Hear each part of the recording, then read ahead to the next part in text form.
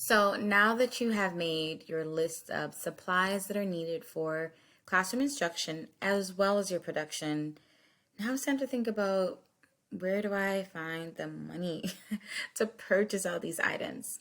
Well, there are several grants and scholarships that are available.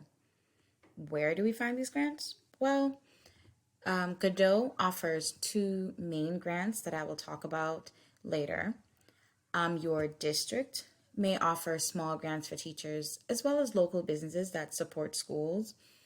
There's also various educational organizations as well as large grants that are publicized by larger organizations. So, first, let's look at two of the grants provided by Godot. The first one we'll talk about is the FACE grant. This stands for Fine Arts Consumable and Equipment Grant. Georgia fine arts teachers, they're eligible to apply for this grant, and it should be used to increase arts education quality during the school day. The window for the grant application for the 2021-2022 school year is closed. However, I will take you to the Godot Fine Arts website where you can locate more information about the grant and where the grant application is usually found. You can find information in regards to the grant on the Godot Fine Arts page, which here we are. You scroll down all the way towards the bottom of the page. Here we go, grants. So here's the FACE grant. And as I mentioned, it's eligible to all Georgia fine arts teachers. So you can find an inventory form. This is where you list all the items that are needed. And you can find the grant amendment form. And again, usually the application is also available here. Here is a description and information in regards to the grant. So it's a non-renewable, non-transferable grant of up to $3,000, and it's used to support fine arts initiatives for the fine arts education courses during the school day. And again, any fine arts teacher in a Georgia public school is eligible. So you submit your proposal, it goes through a review process. If your grant is approved, you will get a notification. And once it's approved, you've been notified, and we are now in the dispersal process. Each applicant receiving the fund, they must meet the requirement of eligibility. And the funds that are provided must be appropriately used to fund the proposal that's described in the package. You must also implement activities funded through this proposal within the timeline in which the funds are provided are to be used. You would also be required to turn in lesson plans that demonstrate the activities that teach Georgia Standards of Excellence fine arts with the equipment and or the consumables that are provided through the money from the fund. And you must also participate in 2 meetings to discuss the goals and the objectives and the implementation procedures and process, as well as the effectiveness and the success of the program in which the funds are used in regards to. All right, so now I will discuss the START grant. And again, the information for the START grant is right under the FACE grant on the Godot Fine Arts page. So the START grant, rural Georgia schools are eligible to apply for this grant. And again, it must be used in regards to arts education classes that are offered during the school day, so not an after-school program. The application process is usually between September and October every year. So the window is now closed. And you would find the application for that grant on the Fine Arts page as well. So In addition to the grants that are provided by Godot, there are also several other grants and scholarships that may be available in your district. So here are just 4 districts I've selected, and I'm going to take you to their website, walk you through where to find the grants that are listed through the school district.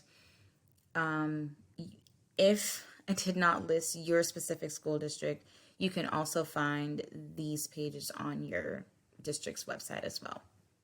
So there's a grant and partnership section on their website, and here they list several external as well as internal grants. You can click on either of these links and it will give you a listing of those grants. And you can request a grant proposal and it walks you through the specific procedures for that specific grant. Also through DeKalb County, if you are a teacher within that county, they also send emails, several emails and updates on grants that are available. All right, next district we're going to look at is Fulton County Schools. So here is their Office of Grant Development section on their website, and it lists the email address and the contact information for the personnel over that department. It also describes the grant approval process, and under their grant resources section, you're able to find other grants. Again, if you work with Fulton County, you can also sign up for their monthly grant alerts, and they'll send out notifications periodically about different grant opportunities that are available. All right, very similar, Atlanta Public Schools also have a section on their website where they offer several grants, and they have a listing of other scholarships and other financial opportunities for teachers. As you can see, there's a grant available through Dick's Sporting Goods. Here's some listing of awards, Fund to Schools. There's a pipeline project, the NE Big Read, Samsung. So again, you can go through and look at these different grants.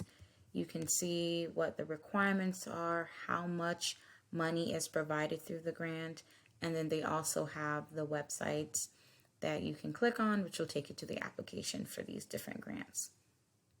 Here's another school district in Georgia as well. They also have a listing of the 2022 grant applications and grants that are available. They also have a listing of schools that have applied for these grants and have received the money, and a listing of how many students were impacted.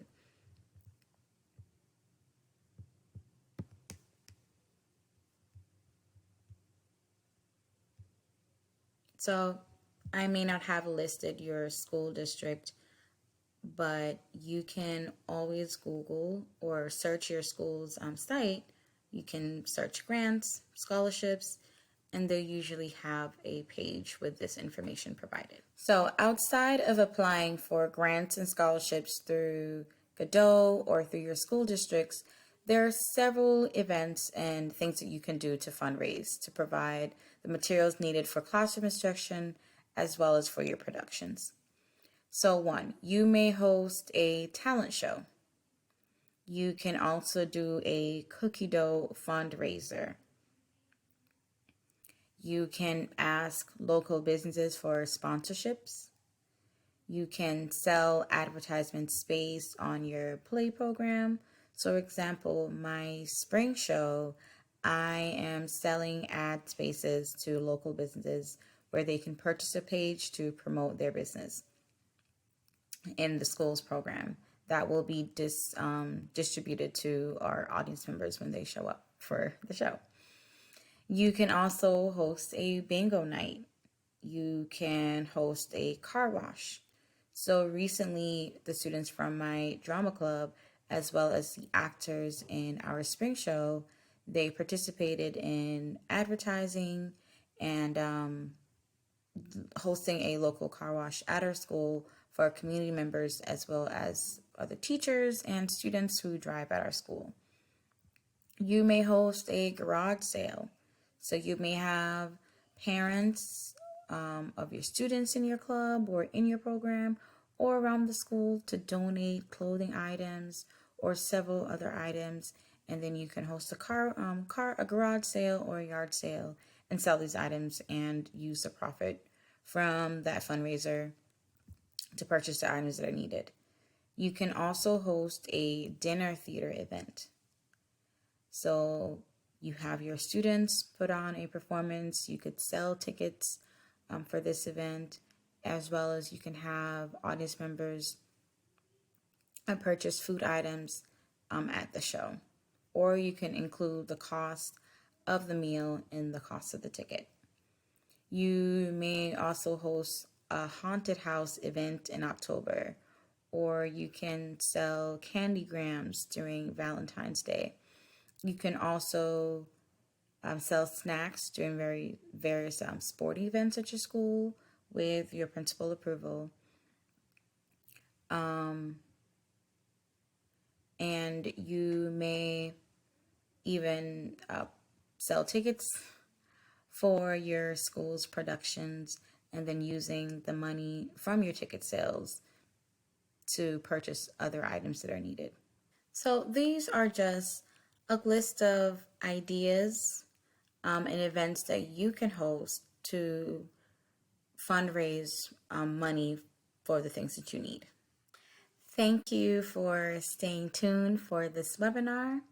Don't forget to follow us on Facebook. We are on Twitter, Instagram, and the YouTube channel where you can find this webinar as well as other webinars that have been posted previously. Again, thank you for listening and bye-bye.